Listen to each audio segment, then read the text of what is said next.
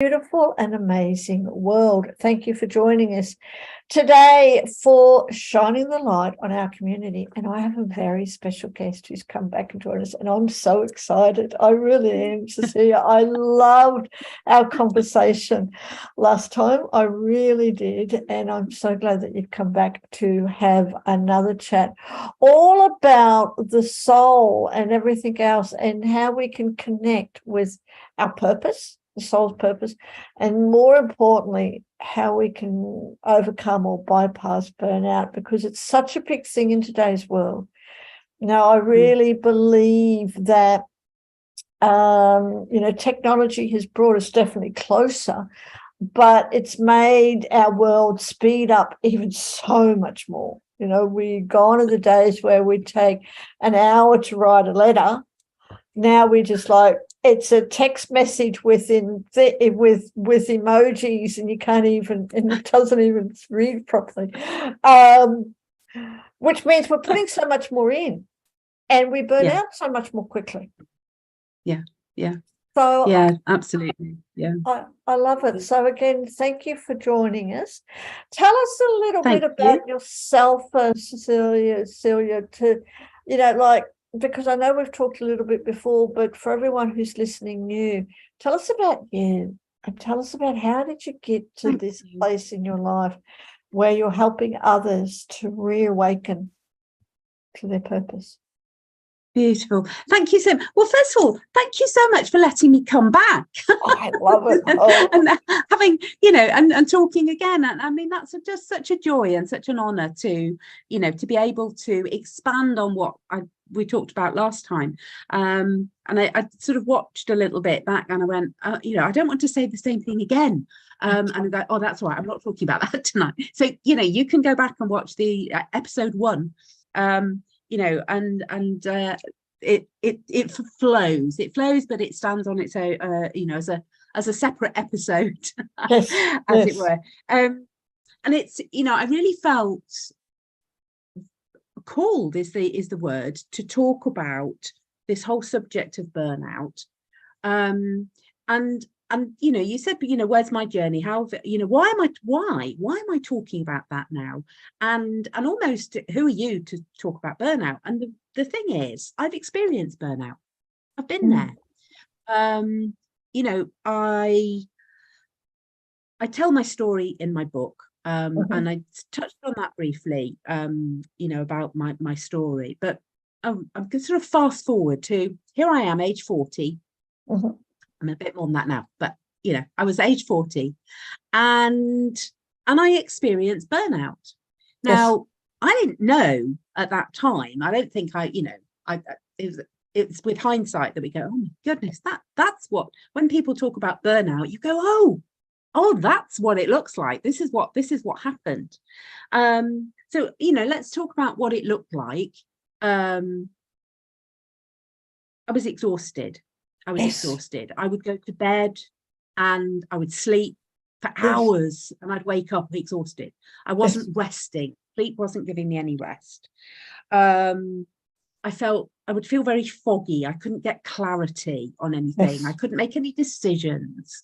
And it got to the point when, if I was asleep, I was just sort of zoned out, but I wasn't resting. And if I was awake, I was just crying. So, I was a soggy mess, basically. That was, so actually, when we talk about burnout, you have this sort of image of flames and fire. And actually, I was just a soggy mess. And that was my experience. That's what happened for me. Now, that's somebody ringing, but it's not me. And burnout will look different for everybody. You'll experience something, but ultimately, I was able to look back and say, how did I end up here? There I was, feeling like I was at the bottom of a muddy slope. It was slimy and yucky. And I went, how did I end up here? And here's the thing. This is how I ended up in that place. I was not following my soul purpose. I wasn't on the right path. I was overgiving of my time and my energy. I was overspending, which is a really interesting, that I clock that one still, that, time and money are all energy. And if we are not balancing those, we just end up depleted. I was physically, spiritually, emotionally, energetically in debt. That, there was a deficit. I was always saying yes. Somebody would say, oh, can you do? Yes, I'll do it, because I was seeking validation. And, you talked there at the beginning about this sort of instant society. And now, sort of 22 years later, somebody sends you an email or a message and asks you a question. You think, oh, and I've got to answer immediately. And you go, whoa, hold on a minute. No, I get to actually look and see, what am I saying yes to? But that was the situation I was in. Yes. So my second burnout, because we learn lessons, but we don't always get the lessons, the full lesson the first time round. Yes. But my second sort of, we'll go burnout. Let's use that phrase of burnout. Was I was teaching in a school, and I basically ignored all of the signs from the universe saying this is not what you should be doing. I applied for a job after job after job. I got nothing, no reply, no interviews, no nothing. And eventually, I did get one interview. Oh, and that's it. And you clutch at the straw, like a drowning person, and go, oh yes. I was doing more and more and more, and I was forgetting to be. So that was lesson 2. And the analogy I have, certainly at the first time, was, I was spinning all these plates. I was spinning family and work and trying to do more and doing all that, doing all things for it, superwoman, but not in the right energy of superwoman, because I wasn't superwoman. And I just let all of these plates crash to the floor. They all just. And I then got to look at which plates I was actually going to pick up again, and to do it very gradually. And, I look back now at that time and say, it was called a nervous breakdown, was how I was labeled. I'd had a nervous breakdown. But actually this was my breakthrough. I deconstructed in order to reconstruct. And there are times, I think, when we are asked to really look at our lives and say, we need a radical transformation. But what I really felt I wanted to talk about in this episode was, we've awakened to our soul purpose. We've said this is what we want to do in life. We feel we're on the right path.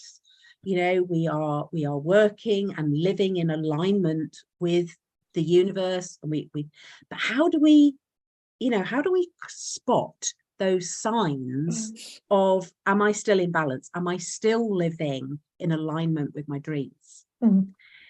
So, and of course, what happens, I had 2 of these sort of, fall over flat on your nose. Did you learn? No. So we fall over flat on our nose again. And what happened not so very long, sort of a couple of years ago, probably, was I suddenly went, oh my goodness, I'm doing that thing again of sliding down this slippery slope into the mud, and you're going, whoa, no, hold on a minute. I don't need to go down into the depths as deep as I went before to do that reconstruction, because I know what I'm supposed to be doing. So let's get on and do it. Was very much the sense there. So, I firmly believe, and I advocate, that you get to have a fully equipped toolbox, medicine bag, garden tool shed, so that you are equipped. And I'm a teacher, but teachers now, for me, it's about empowering and inspiring Yes. and not saying, oh, here's the thing, do that. And you go, no, you find your own path, you find your way. Yes. So I wanted to share some practical tools. Yes, please do. I have. Yeah, please do. That is okay. No, it's definitely okay, because I said it's so much in today's world. I talk to a lot of people each day, and I hear so much. I don't have the time. I'm too busy. I'm too tired. I go, I'm time poor, and I'm just exhausted. Yeah. Yeah. So yes, please do. I'd love to hear. Depleted. Yeah. And depleted, no energy. Yeah. And I think, one of the things that I'm very mindful of, and as I was saying to you just before we came on, I've had a cold all over Christmas and the holiday period. I've had a cold, and I went, but I was going to do so much. and you go, well, maybe what you got to do was actually listen to some of your own advice and just, I've learned to be in this time. Yes. So I wanted to share, one of my, I say I've learned to be my authentic, rebellious, quirky self. And the authentic piece is, do I have times when I lack clarity and I feel foggy? Yes, I do. Do I have times when it all feels a bit muddy? Yes, I do. The difference now is I spot the signs sooner, and I can go, oh, hold on a minute. There's something out of alignment. It's like having, I want to use, it's like having an orchestra where one, one of the instruments is slightly flat, and you notice it immediately, and you go, oh, wait a minute. Hold on, slow down. Let's stop spinning. Let's stop jumping to and saying yes to everything. Let's just see what is going on here. And I always approach this with a spirit of curiosity. So because I think in the past, it's been very judgmental and beat yourself up and, oh no, here I go again. No. Let's have a look at what's going on. And this is where your tools come in. Yes. Now, one of my tools, which I talk about in one of my golden keys, my magical golden keys, is the power of the written word. And that is a journal practice. Now, I have a written journal practice, but I also have what I like to think of as my book of life, my soul journaling, a creative visual journal. And by doing that practice, what happens there is you can notice and you become aware of what is actually going on for you. Where are you in your life? When we say, where am I on my path? We have a good look round. If you were actually on a walk or, in a beautiful garden, you'd stop and go, oh, where am I? Am I on the right path? And by having a regular journaling practice, what happens is you begin to spot the warning signs. You begin to spot words. For me, they go like this. Anything that starts with the word too. I'm too tired. Oh, I'm just too, I've got too much to do. There's too much. And you go, ooh, hold on a minute. I'm using the too word. Yes. T-O-O. Yes. And it's like a little alarm bell. My guides go, ooh, and go, oh, okay, right, okay, let me pause. The other beautiful visual clue that I get when I'm painting or drawing is my colors go all muddy. And I'm painting away and they just go to mud, and I'm going, what? Why have I not got clarity? Why have I not got these beautiful bright colors? And you go, no, they've all gone muddy. And when that happens, I go, oh, there's a lesson to be learned. Yes. Something is not in alignment. Something's going muddy. Let's have a look.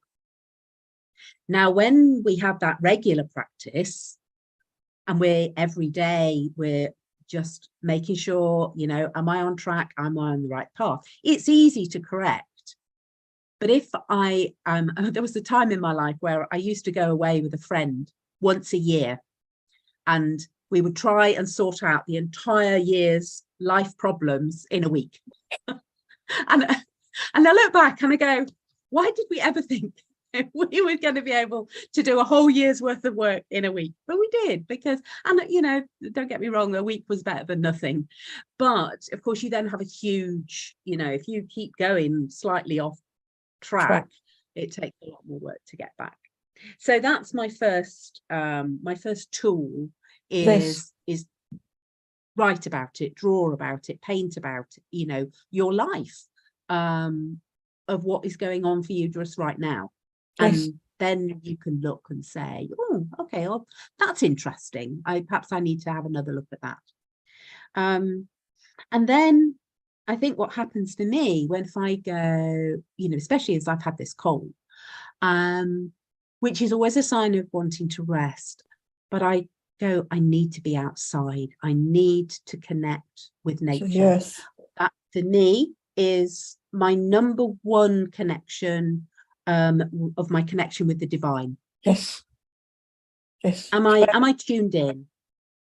Yep. And you know, everybody has their number one, but for me, it was actually when on the days when I felt really yucky with this cold, I went, you know what, I just need to light a candle. I light a candle. I need to go for a walk. I need to get out. And you go, well, that's okay. You've got a garden. Just walk down the garden. You don't have to go on a 5-mile hike. And just be outside, be in nature. I've had some beautiful moments when I've been feeling, you know, I've got up and I'm thinking, oh my goodness, what am I going to do today? And I've just looked outside and the moon has been bright. Or you just see the sunrise and you go, oh, that's lovely. Oh, there's nothing I have to do today. I just get to be. So there's that connection piece that is just so important. And it's the third. It may be the last, but we'll see if we've got time for number 4. Is to celebrate how far you have come. Yes. Now, in that time when I was in my burnout, there were days when I went, oh, I can get out of bed today. Yes, and celebrate that. You know, whoa, I've got out of bed, I've got dressed, and strangely enough, well, not strangely enough, but interesting that one of the first things I always had, I felt I wanted to do was to go and feed the birds in my garden. And there's a piece there about service, doing something for somebody else, and it got me outside into my garden and I fed the birds, and I'd come back and I'd tick it off my list. You know, I fed the birds today, and getting to celebrate how far you've come, celebrate, and taking the time to go, wow, you know what, there was a time when I couldn't get out of bed and I couldn't get dressed, and there's no way I couldn't fed the birds. Look how amazing it is now. And when we celebrate those small wins and we stop and we go, oh, amazing, well done you. Yes. You know, give yourself a pat on the back, buy yourself some roses, buy yourself some flowers, because you know you deserve that moment of celebration. Yes. Yeah, totally.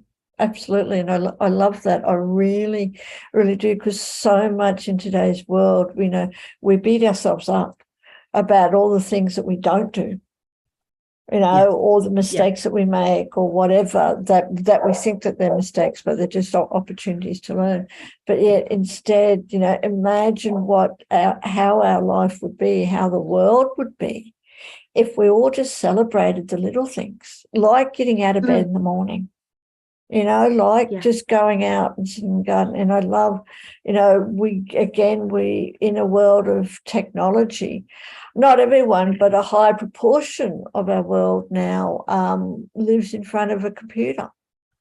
And the idea of going out into the world and grounding and earthing is becoming, unfortunately, slightly foreign. Like I just sit in front of my computer all day, where we know it's so important to get back to nature and to just and I love that connect with that earth. That word earthing. Earthing. It's more than being grounded. It's going, no, I need to feel that connection. Yes. Can I get bare feet? Can I get barefooted? You know what I mean? Barefooted, yeah. On the earth, connect with the earth. On the earth. And of course, this time of year, that's quite challenging. But some mornings winter in the UK, it's not the warmest. But the mornings when I've gone, no, you know what, I just need to go outside and stand on the wet grass, and you immediately feel that connection. Yes. I think as well, I mean, the piece I want to speak into is very much one of my golden keys, one of my magical keys is called going through the mill, where we learn by the difficult experiences we have in life. We learn our resilience. We learn how much pressure we are able to withstand. And that's really where we see the deepest transformation, I think, is, that, and when we look at our shadow work, those are the two areas that I think when I've been in those experiences, I've grown the most. Yes. It's the when we get to look at the tricky stuff, that's when we can really grow. I do a lot of work around shadow work, particularly in a creative way. I encourage people to make their own mud, choose 3 colors of paint and make your own individual beautiful mud where you can get to be nourished. And if you've ever been to any mud springs, I don't know if you've ever had that opportunity, they're amazing. They're amazing. And you put mud all out and you go, oh yeah, because it's really healing and your skin feels amazing afterwards. So that's something that I learned, to not fear my own shadow and to really embrace the fact that when this mud starts to come up for me, I go, oh, that's where the seeds get to be planted. Yes. So when I get we get the mud and the soil already, that's then the next stage of the journey, because we're preparing the ground. Yeah, absolutely. To go into that darkness, the shadow work, as you said, the mud, because when we all have had a huge amount of experiences that have impacted on us and have gone into, like I call it, it's a cellular memory. Every single thing that we've experienced goes into our cells as a memory, and whatever it's positive or especially the not so good ones, and what we will call the negative ones, it's made us who we are. And if we use those, turn that around and empower ourselves with us, we can grow some beautiful plants and vegetables and flowers. Flowers from the garden. I mean, I have a compost bin at the bottom of my garden that I put all of the, yucky vegetable peelings and the bits of twig that I don't want, and that becomes the nourishment. Nourishment. That is just like that's magic, isn't it? Yes. That we can put all of this stuff into this bin, and I get a lot of worms around the top of my compost bin, which are a bit sort of woo. But they're doing all the work.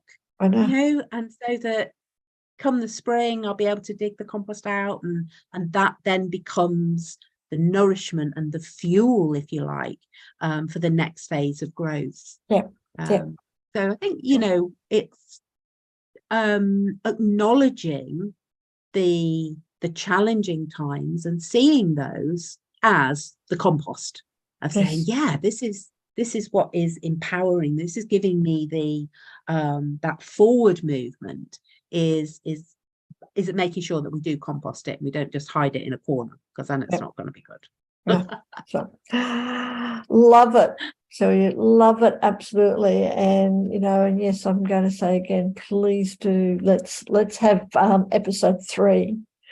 Love it. And thank you for sharing everything that you've done, because it's so true, you know, and to listen to those little words, the two, you know, I'm doing too much.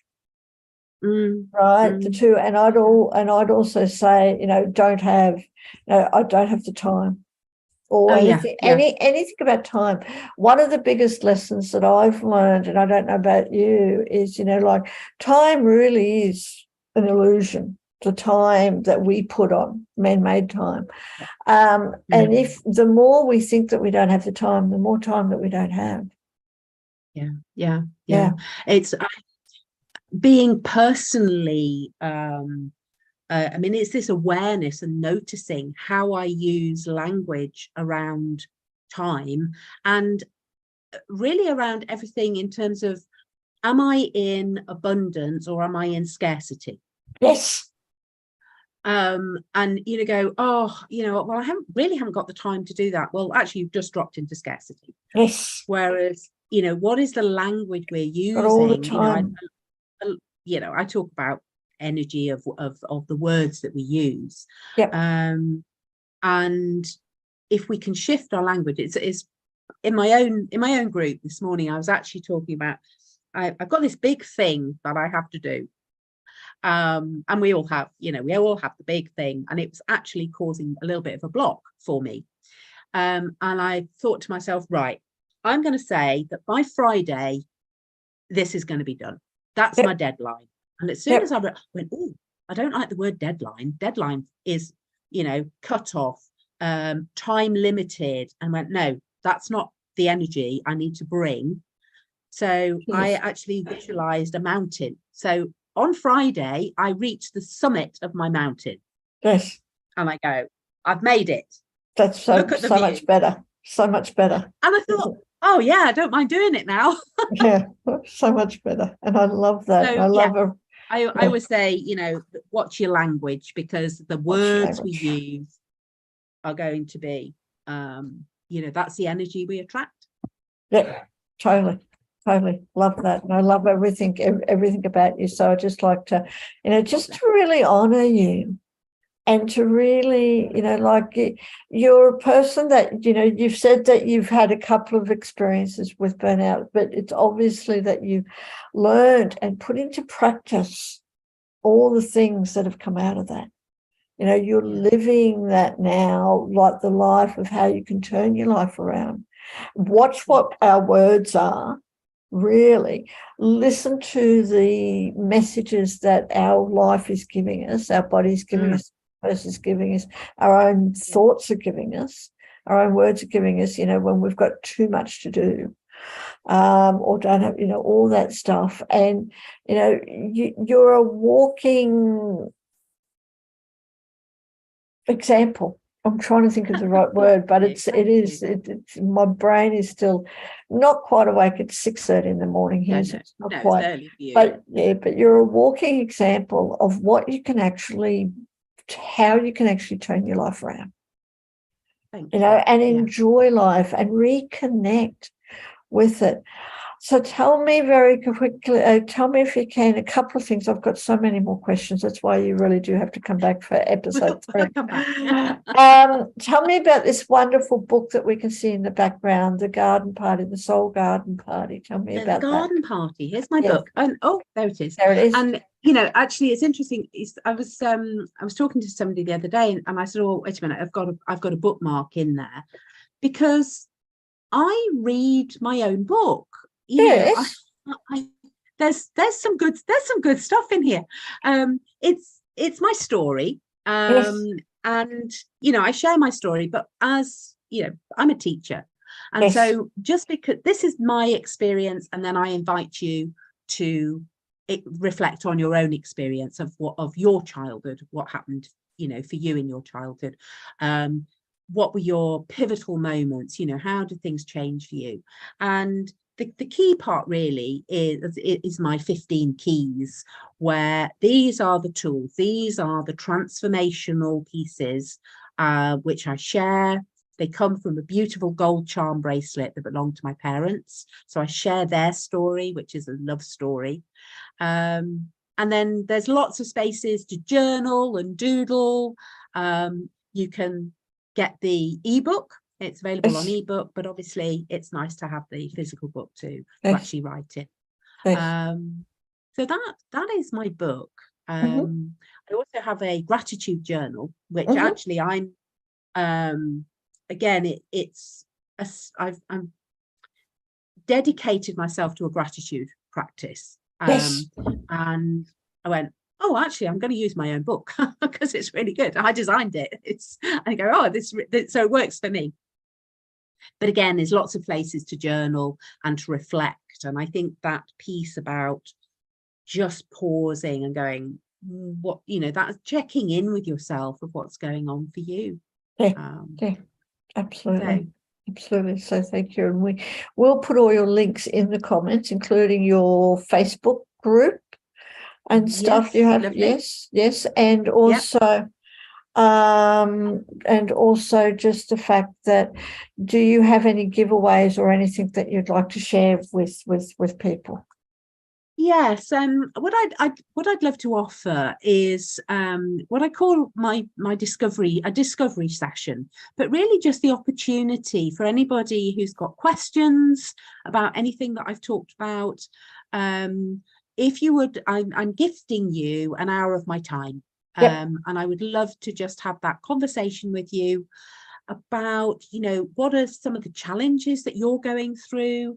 Have you tried journaling and you're not getting anywhere with it? Or do you go, oh, I really can't do journaling, or I don't know what my soul purpose is. I don't know how I connect, So I'd love to just have that opportunity to chat, as Sophia and I have been chatting tonight, and just sort of say, well, what's going on for you? And just sort of share that wisdom with you. Yep, absolutely. Well, we will put the link for that will be a calendar link just in the comments. Yes, we've got that, and we will put those in the comments as soon as we finish our conversation. And I just love it. Like I said, we do have a few people watching us, so if anyone has any questions, please put them in the comments and we will get them to you. So I'd just like to really again thank you. And when can we have part 3? Well, I will look at your calendar, Celia, and we will sort something out. Perhaps it would be nice to do. I think we've done sort of autumn, and then this is winter, so maybe we need to do a spring somewhere around the equinox, because equinox is exciting. Equinox is very, very exciting. So just really, thank you ever so much for everything that you bring. And before we leave, I know I'd love to talk to you even longer, but I know with the let's go. Before we leave, is there anything else that you would like to share with everyone who's watching, whether it's the live or the replay? I tell you what, I am going to share a quote, if that's okay. I'm going to share a quote which is in the book, and this was transformational for me. It's from Women Who Run with the Wolves. It's by Clarissa Pinkola Estes. Yes. To bring back the creative life, the waters have to be made clean and clear again. We have to wade into the sludge, purify the contaminants, reopen the apertures, and protect the flow from future harm. Yes. And that is the quote that really saw me through my first burnout. Yeah. I read that and I went, I've got some work to do. Yeah. And it's so true. Thank you. And it's so true. But look at what you've become today by doing that, by going through that. So again, thank you. And I really look forward to connecting with you again sometime very, very soon. Take care. Bless you. Thank you. Thank you, Sophie.